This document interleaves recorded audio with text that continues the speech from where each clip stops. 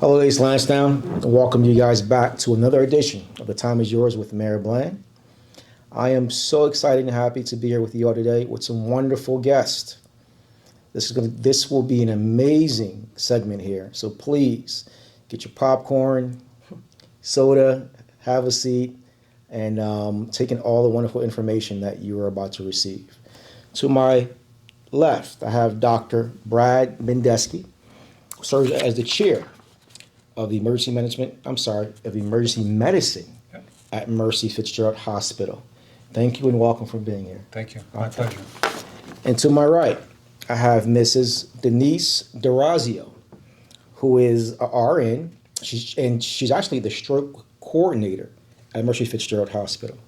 Welcome. Thank you. I thank you all for being here. And let's dive right into it. Dr. Bendesky, tell me a little bit about Mercy Fitzgerald Hospital and the patients that you serve. Okay. Mercy Fitzgerald Hospital has been in this area for almost 100 years, 90 years. We are a teaching community hospital. We have a hospital of about 140, 150 patients. We have an emergency department that has 25 beds. We have Again, we have teaching programs. We have residents in internal medicine, radiology, surgery. Awesome. Teach emergency medicine residents. And we are a full-service hospital, and we serve everyone in this area, or including this part of Delaware County, but we also serve Southwest Philadelphia. Okay. We get patients from the airport, so we get international patients. Yeah. And we have recently had even more patients than usual because of the closure of Delaware County Memorial Hospital.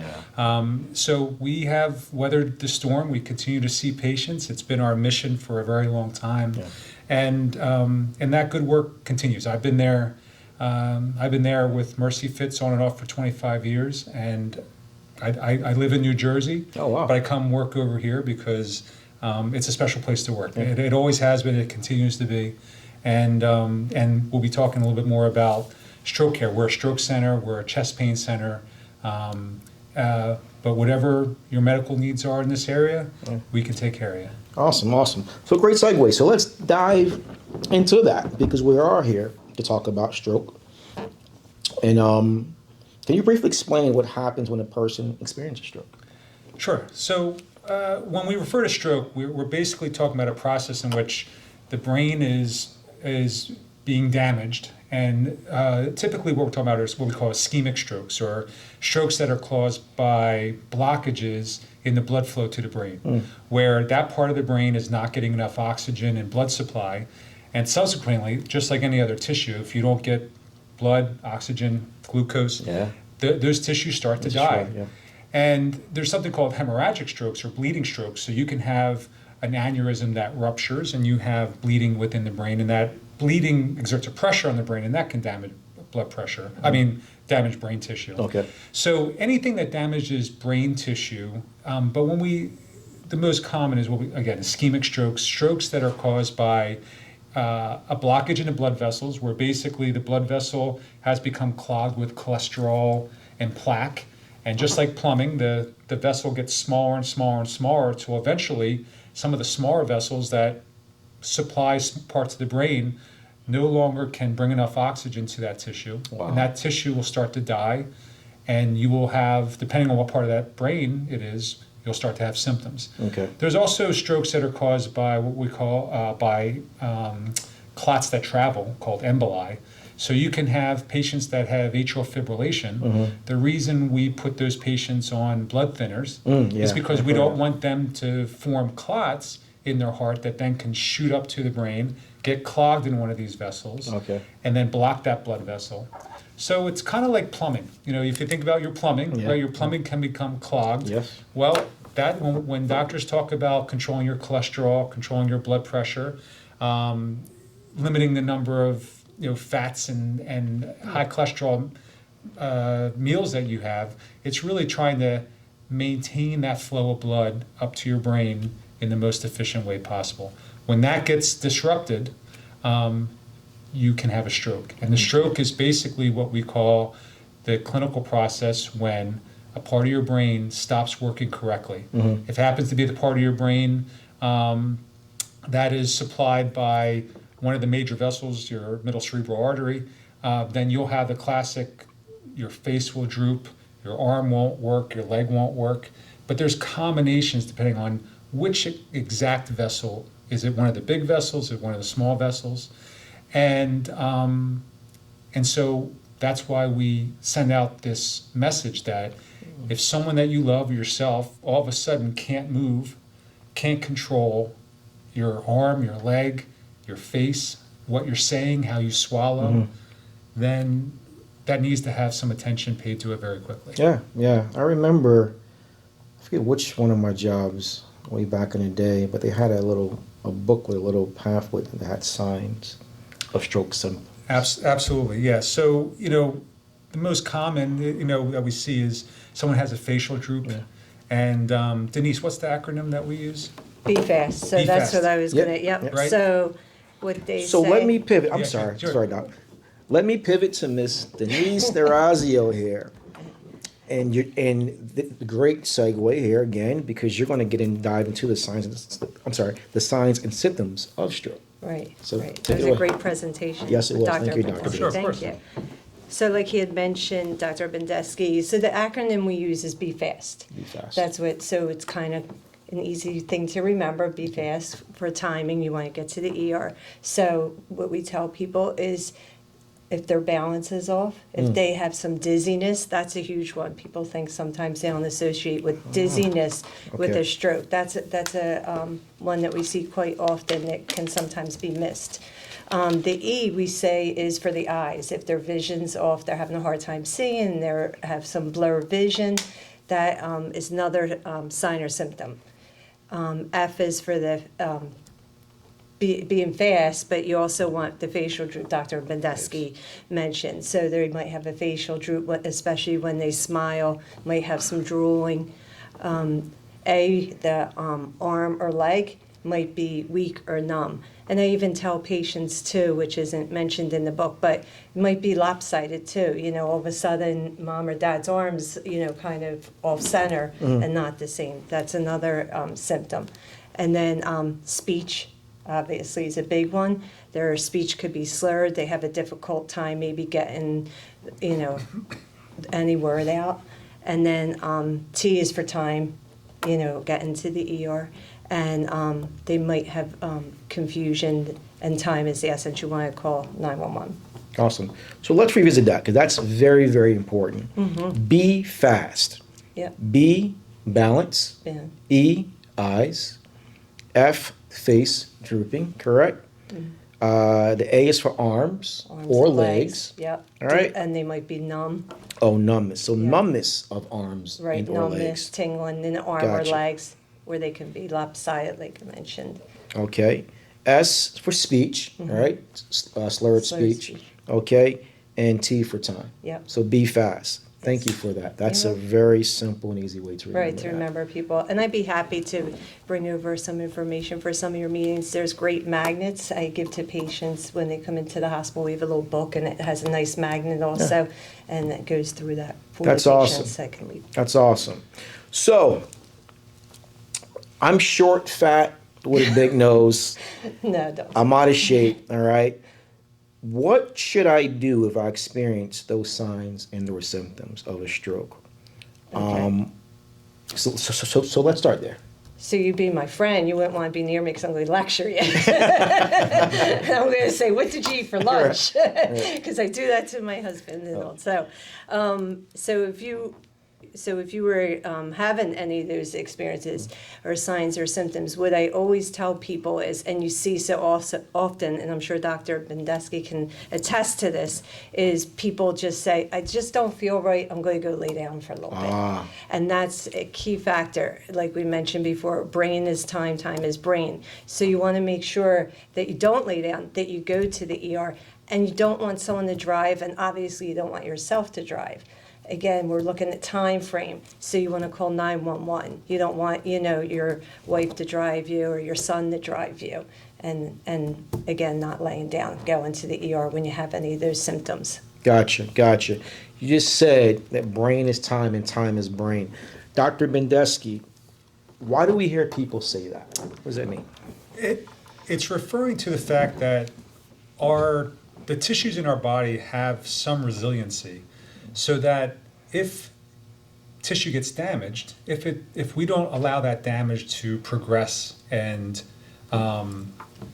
get worse, we can reverse that damage. So we talked about the plumbing bringing blood and oxygen to the brain tissue. Someone comes and they all of a sudden can't use their arm. They have a facial droop. They're slurring their words. We're assuming that they're not getting enough blood flow to a part of their brain. We want to reverse that as quickly as possible.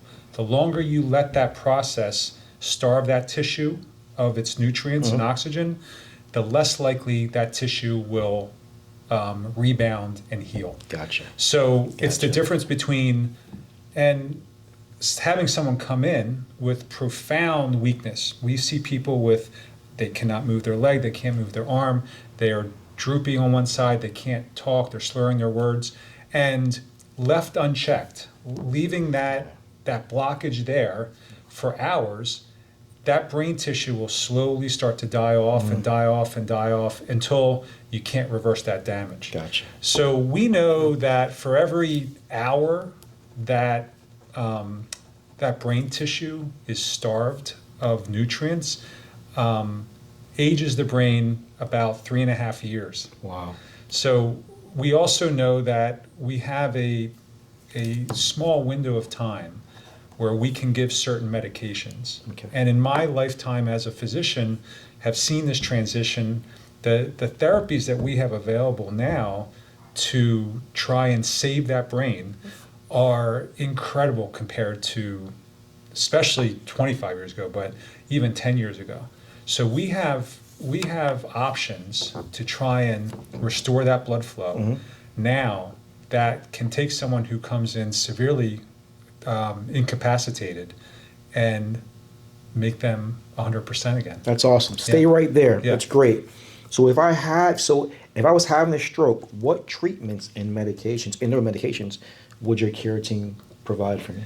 So a lot of it depends on what type of stroke, and I should talk about how we evaluate it now. So if you or a family member or anyone has those symptoms and they call 911, you are going to be met with the paramedics. The paramedics will do an evaluation. They will usually call us on the command phone, say, we have a patient we think might be a stroke alert. Okay. The medics come in the door of the ER, and myself and the team will meet them at the door. We'll not take you off the stretcher, and we'll do a quick exam, try to figure out, do we think this is really a stroke? Is it a low blood sugar? Are they intoxicated? There's a lot of things that can be in this category. When we think that there's a possibility this is a stroke, we call a stroke alert in the emergency department. You stay on that stretcher, and the EMTs and the paramedics bring you to our CAT scanner, because we need to see, is it a bleeding stroke? Are there signs that the stroke has been going on? Okay. And then from there, we make decisions. The ER doctor, the nurses, a lot of times the neurologist, the neurology team, will all talk and we'll say, do we think that this is a stroke, and should you get a medication where we think there's a clot, and can we bust that clot and dissolve it? Gotcha. So there's a medicine that they're called thrombolytics. They're basically a medicine that will break up any clot that exists. You have to be careful with people after surgery, people are on other blood thinners and so forth. So we don't need to get into those details, but the physician will look and say, I think this is a stroke. I think this patient's a candidate to maybe get this clot busting medicine. Okay. Or we may get a result of the CAT scan back where we do put some special dye in there and we say, you know what, we see there's a clot and we see it in this big vessel, and I think we can get to it with a catheter. Gotcha. And we may give you the clot busting medicine, then we may call our neurology consultants and talk about setting someone up to get a procedure, just like when people get a catheterization of their heart they may be familiar with, where a catheter will go in and they'll go in and they'll take that catheter out.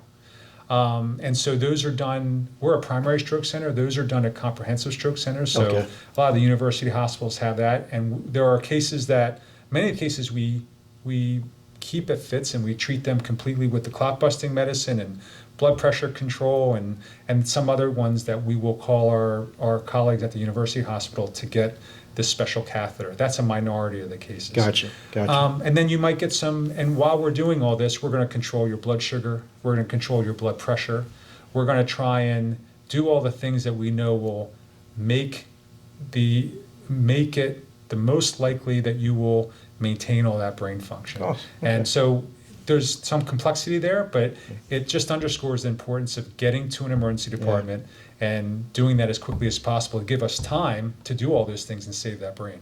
Time is brain. Yep. Understood. So, Miss D'Orazio, Yeah. aside from me being overweight, what are some of the other things that will put me at a higher risk for having a stroke? So I'll go through that. I also just want to mention too, one of the main reasons we're here is that 85% of strokes can be prevented. 85%. So mentioning what you could be at risk for. So weight, you mentioned is one. Blood pressure, making sure that your blood pressure is being managed. Diabetic, making sure that your blood sugars are under control, that you're taking your blood pressure and diabetic medications like you're supposed to. A family history of a stroke puts you at higher risk. Family history. Yes. Okay. And then, like, if a sibling or mother or father had a stroke, having a prior stroke. So if you have one stroke, you really want to watch, like I said, your blood pressure and your diabetic, if you're diabetic and things like that, even more so, because once you have one stroke, you're at very high risk for another stroke. Okay. Ethnicity is also another factor for a stroke. Interesting. Which ethnic groups are on the higher side? So Asian, Okay. Hispanic, Okay. and African American are the three that are pretty much the Okay. highest risk group.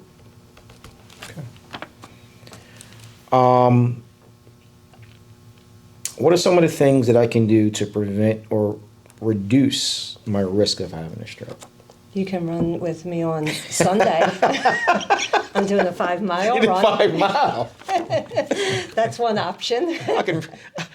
I'll do 5 minutes Okay. of the 5 mile. We'll start. There That you may go. save you or kill you. So diet and exercise Yes. is a huge factor, Okay. and that's one thing that we do have when someone does come back positive for a stroke. Yeah.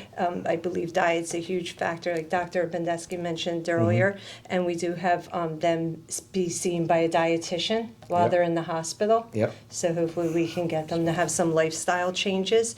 And our hospital is also trying different things as well. March is Dietitian Month. Oh, And we're okay. every Wednesday having plant-based diet that you Plant-based can try diet out every on Wednesday. Wednesday. So All right. another thing is making sure that you're taking your medications. We see this way too much. I'm sure Dr. Bendesky can tell you. I ran out of my meds. I didn't like the side effects of my meds. I couldn't afford my meds.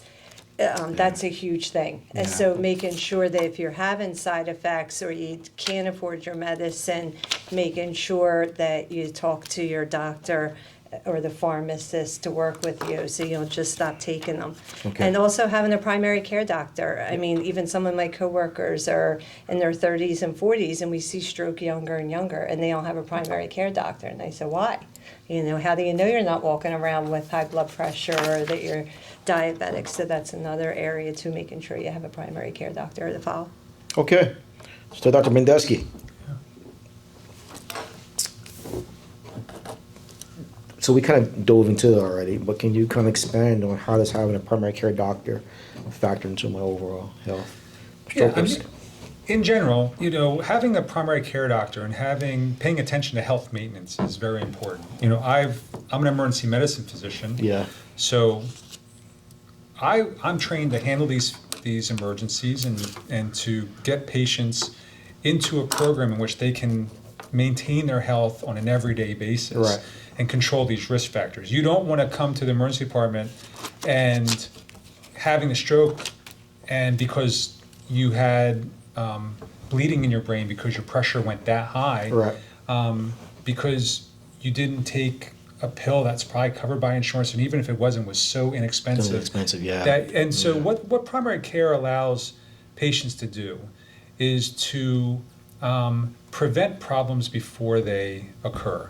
And as we age, our body's ability to compensate for these medical problems gets tougher and tougher and tougher. Yeah, they do. And at my age, and what happens is you realize that you have to pay attention to your cholesterol. You have to pay attention to your blood pressure.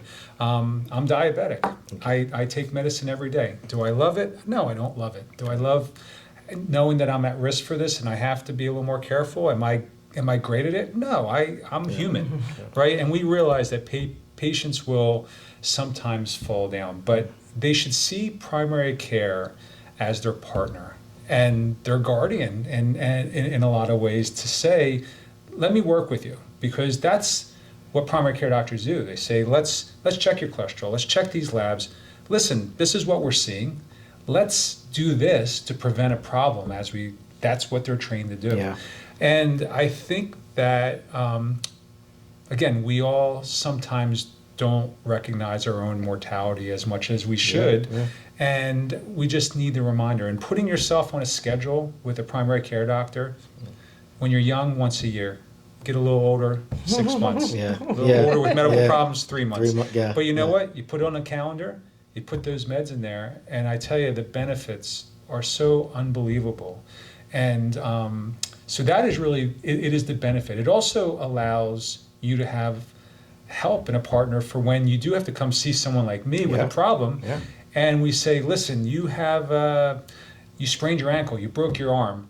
Hey, your blood pressure's up. I really want you to see your doctor because I'm going to change your medicine today, but I want you to see how that works. Right. So you need to have someone that helps guide you through your medical life.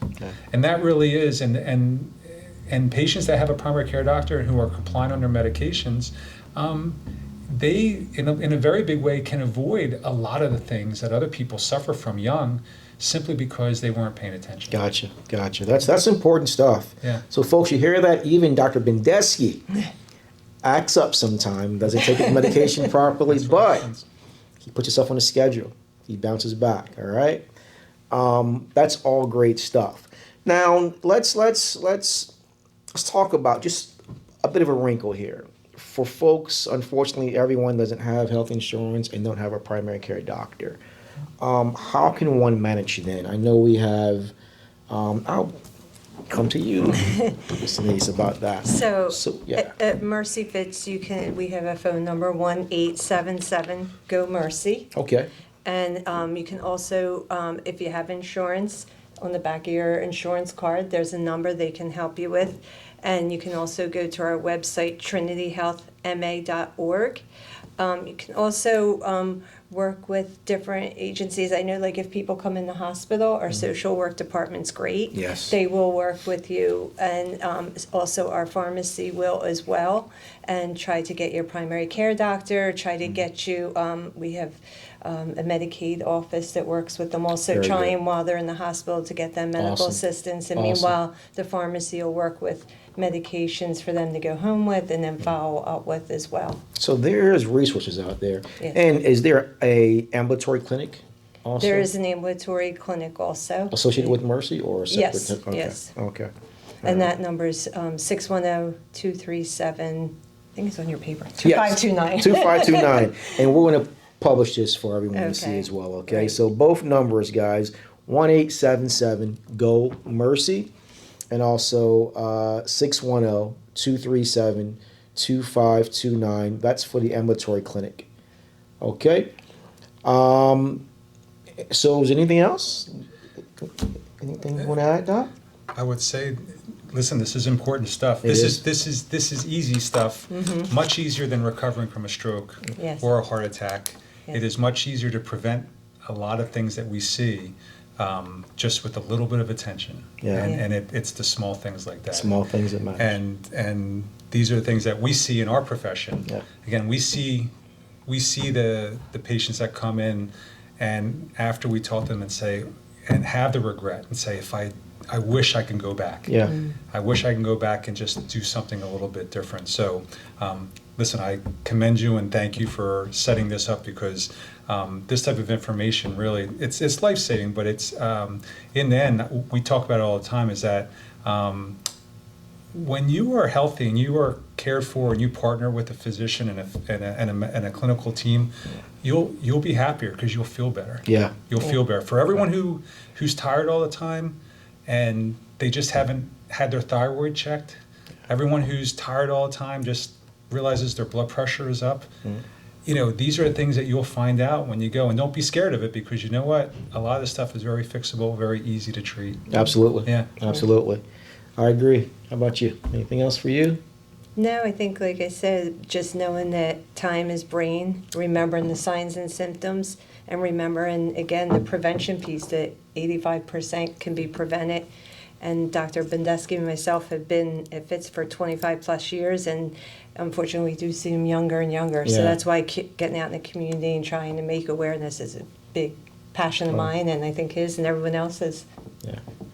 Well, I truly thank you both for Thank being you. here to educate Yeah, myself and the community. And guys, remember, be fast, balance, eyes, face drooping, arms, legs, numbing and numbness and tingling, speech, slurred speech, and time. Got it? That's all, you got I it. got it. All right. All right. Listen, until next time, guys, the time is yours. God bless.